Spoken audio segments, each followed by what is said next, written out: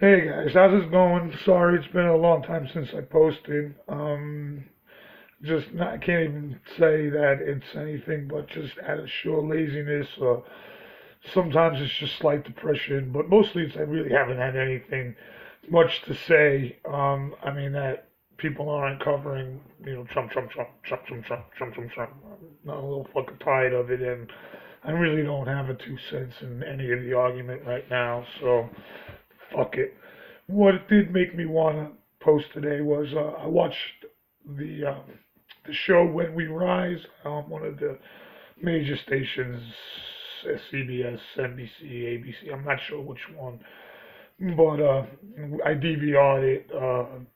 It's easy to find, but it's basically about the history of gay social justice, but it doesn't start from Stonewall. It starts in 1972, and I guess it's going to follow the lives of the characters we're introduced to here are going to go all through modern times. I guess whichever one survived the 80s anyway. I say that chuckling, but people are going to die. They're going to go through the AIDS crisis. They're going to go all the way up into marriage equality from what I've seen from the previews. But besides just the gay social justice movement or the gay liberation or whatever you want to call it, it ties into the early movement of the feminist movement and the struggles they had between women and lesbian women in their own struggle, and it showed how a lot of these people who were like-minded were caught in paths that they weren't, like the gay boys weren't supposed to show up to the women's stuff, or some of the women didn't want um, to have to use men to get licenses and things like that for their demonstrations because the police wouldn't give them licenses as women. So some of them were like, well, if we can get these guys to do it, why not? And blah blah blah. Anyway, you can watch it if you want, but I'm just saying the intricacies of how these movements weren't straightforward, and how you can see that even though all these people were wanted similar things, they didn't all see each other as that, which is still resonating today in some extent. But I mean, fighting over pronouns is a little ridiculous. But there are, bathrooms I can, the symbolism of that is, do you want to see, transgender people in public spaces? That's what it is. It's not really about going to the bathroom a lot of times or from what I've been hearing Laverne Cox and other transgender people say, is it's more about being able to exist in a public space, and that the bathroom or the locker rooms is one way of shunning people from in publicly. I mean, if you make it hard for them to move around in public spaces, then you're gonna see less of them there, which makes sense. And anyway, since they enacted that bathroom stuff, the only thing it did made was butch women uncomfortable going to the bathroom because more straight or butch sort of looking women were harassed saying you can't be here when they really were just straight women.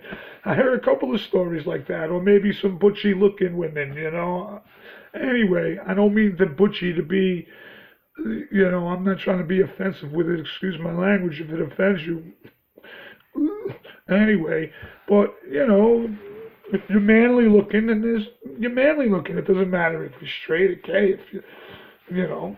Anyway, so I suggest that anybody watch this. It was really interesting, even if you don't follow the series or you don't care about the gay struggle.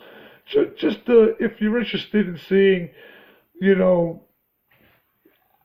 how it is, and you know, and if you're a younger gay person or LBGTQAEIOU, sometimes XY, all right, maybe I shouldn't do that because that's going to belittle it. I want you to watch it. If you're a younger LBGTQI person, whatever it is, you should watch it because these are stories that even your gay elders might not be able to tell you, because a lot of the people who went through that in the 60s, I joked about it before, but a lot of them died in the 80s, so you can't get some of this knowledge and some of this. It's supposed to be inspired by real people.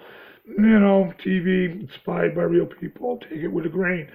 But no, it's really good. And even if you're not gay and you're young and you want to know what about, you know, social justice and its roots, and maybe get an idea that some of the things you're screaming for now and some of the things you're terrified of now, just in my lifetime, because it started in '72 and I was born in '72. That's when the series starts. 44 years. How much has changed? Because when I was born in 1972, people were still getting beat up in the streets. By the time I graduated high school in '90, I was able to be an out, open homosexual for the most part, without having to worry about major repercussions of, society wasn't great, but it wasn't fucked up like it is. And now that I'm in my 40s, another 20 something years later, I can get married. I mean, that's some crazy fucking shit.